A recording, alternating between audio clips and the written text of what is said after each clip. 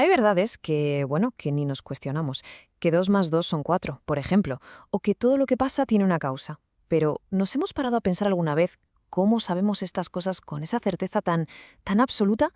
Pues no es una simple curiosidad, ¿eh? El gran filósofo Immanuel Kant dedicó su obra más importante a resolver justo este rompecabezas, uno que está ahí, delante de nuestras narices. Y de ahí sale la pregunta que lo cambió todo. A ver, ¿cómo es posible que nuestra propia razón, sin ayuda de fuera, pueda conocer el mundo? Y no solo conocerlo, sino llegar a conclusiones que son nuevas, universales y necesarias, sin tener que ir comprobándolo todo con la experiencia. Suena un poco a truco de magia, ¿a que sí? Pues bueno, vamos a intentar desentrañar este misterio siguiendo los mismos pasos que dio Kant. Vale, para entender cómo llegó a su solución, vamos a seguir su hoja de ruta. Primero veremos que hay dos tipos de verdad. Después, de dónde sale nuestro conocimiento. Y al cruzar estas dos ideas, ¡zas!, aparecerá el misterio que le quitaba el sueño a Kant y formularemos su pregunta clave. Veremos por qué se estaba jugando el futuro de la filosofía y al final descubrimos la solución tan ingeniosa que propuso. ¡Vamos al lío! Venga, primer paso. Antes de meternos en faena, Kant nos pide que nos fijemos en una cosa, en cómo afirmamos las cosas. Él dice que básicamente hay dos maneras de hacerlo, dos tipos de juicios, unos que solo aclaran lo que ya sabemos y otros que de verdad añaden algo nuevo a nuestro conocimiento. Y aquí lo tenemos, súper claro. Por un lado, a la izquierda, los juicios analíticos. Estos son como coger una lupa. No añaden nada nuevo, solo nos dejan ver mejor lo que ya hay dentro de un concepto. Y al otro lado, los juicios sintéticos, que son más bien como poner un ladrillo nuevo en la pared de nuestro saber. Añaden información que antes no estaba ahí. Pensemos un momento en el juicio analítico. Es una verdad que se sostiene por sí misma, por pura definición. Vamos, que no hace falta hacer un experimento ni mirar por la ventana para saber que es cierto. Toda la información está ya, por así decirlo, empaquetada en el propio concepto. El ejemplo clásico de Kant es que es perfecto para entenderlo. Cuando decimos todos los cuerpos son extensos, es decir, que ocupan un espacio, no necesitamos ir a medir ningún cuerpo. Es que la idea de ocupar un espacio ya está metida dentro del concepto mismo de cuerpo. Es una verdad de diccionario, tura y ura. Ahora, vamos con el juicio sintético. Y aquí, claro, la cosa cambia por completo. El predicado, la segunda parte de la frase, añade información totalmente nueva, algo que no podíamos sacar solo analizando al sujeto. Para unir esas dos ideas, la lógica a secas no nos sirve. Necesitamos algo más, una fuente externa. Y otra vez, Kant nos lo pone fácil, con su ejemplo. ¿Que un cuerpo tenga peso? Pues no forma parte de su definición. O sea, podríamos imaginar un cuerpo sin peso, ¿no? Para saber que los cuerpos son pesados, hemos tenido que experimentar, que levantar cosas, que observar el mundo. Es la experiencia lo que conecta cuerpo con pesado. Vale, ya tenemos la primera pieza del puzzle, juicios que aclaran y juicios que amplían. Pues ahora Kant le añade una segunda dimensión a todo esto. La pregunta ahora es, ¿cómo sabemos que esas afirmaciones son verdad? ¿Viene de la pura razón o de la experiencia? A un lado tenemos el conocimiento a priori. Este es el que no necesita de la experiencia para nada. Es universal, es necesario, como las mates, vamos. Y al otro lado, el conocimiento a posteriori, que es, como su nombre indica, el que sacamos después de la experiencia, a través de los sentidos. Este es particular, concreto, y siempre podría ser de otra forma. Y ahora es cuando la cosa se pone de verdad interesante. Porque ¿qué pasa si cruzamos estas dos distinciones que acabamos de ver? Pues que de repente aparece un problema. Un auténtico misterio que, por increíble que parezca, había pasado desapercibido para los filósofos durante siglos. Fijémonos bien en esta tabla. A primera vista todo parece encajar. Los juicios analíticos, los que solo aclaran, son a priori, pura lógica. Y los sintéticos, los que amplían nuestro saber, son a posteriori, vienen de la experiencia.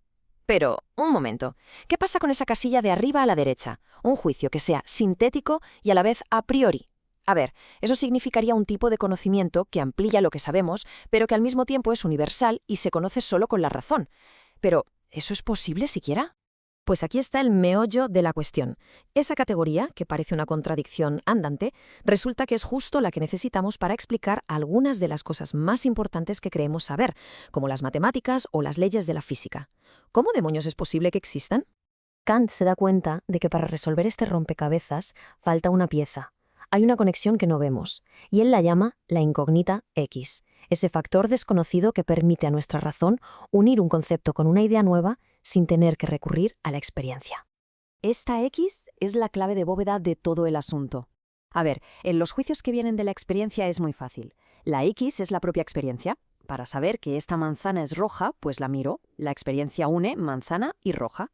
Pero en estos juicios sintéticos a priori no tenemos la experiencia. Entonces, ¿qué es lo que hace de puente?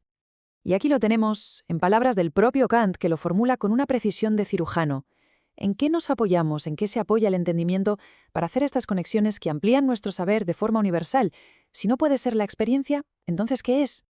Y así Kant reduce toda esta enorme investigación a una sola pregunta. ¿Pero qué pregunta?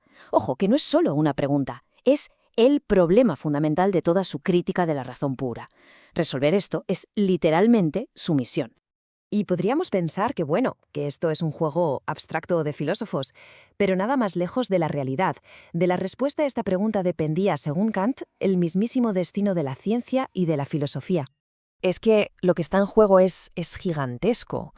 Kant defiende que los cimientos de nuestro conocimiento más sólido, las matemáticas, las leyes fundamentales de la física e incluso las grandes preguntas de la metafísica sobre el mundo, están todos construidos sobre este tipo de juicios. Por ejemplo, 7 más 5 es igual a 12. Eso no es una simple definición, ¿verdad? Añade conocimiento. Y sin embargo lo sabemos de forma universal, sin tener que ir contando piedrecitas cada vez. Y aquí es donde entra en escena el gran escéptico David Hume.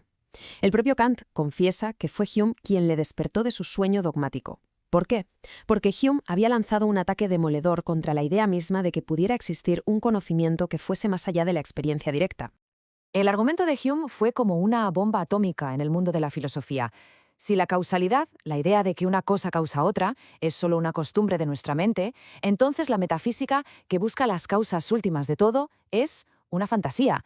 Y como bien señala Kant, si llevamos esa lógica hasta el final, ni siquiera las matemáticas puras se salvan. Todo el edificio del conocimiento racional se venía abajo. Ante este precipicio, la respuesta de Kant no fue simplemente proponer una teoría nueva y ya está. No. Su solución fue muchísimo más radical. Propuso un método completamente nuevo. Propuso, ni más ni menos, que sentara la propia razón en el banquillo de los acusados. Y este es el punto clave, ¿eh? La crítica de la razón pura no es un libro que nos diga qué cosas podemos conocer. Es un libro que investiga la propia herramienta con la que conocemos, la razón. Lo que dice Kant es que antes de lanzarnos a conocer el mundo, primero tenemos que entender cómo funciona nuestra propia mente, qué puede hacer y, lo que es más importante, qué no puede hacer. Y aquí llega el giro final, lo que se conoce como la revolución copernicana de Kant. Durante siglos habíamos asumido que nuestra mente era como un espejo pasivo que reflejaba la realidad. Y Kant nos deja con una idea que da vértigo. ¿Y si es al revés? ¿Y si es nuestra mente la que impone sus propias reglas, la que estructura la realidad que luego experimentamos? Esta pregunta no solo busca rescatar la ciencia, nos obliga a plantearnos si el mundo que vemos es el mundo tal y como es en sí mismo, o si es simplemente el mundo tal y como nuestra mente nos permite conocerlo. Una cuestión que siglos después sigue totalmente abierta.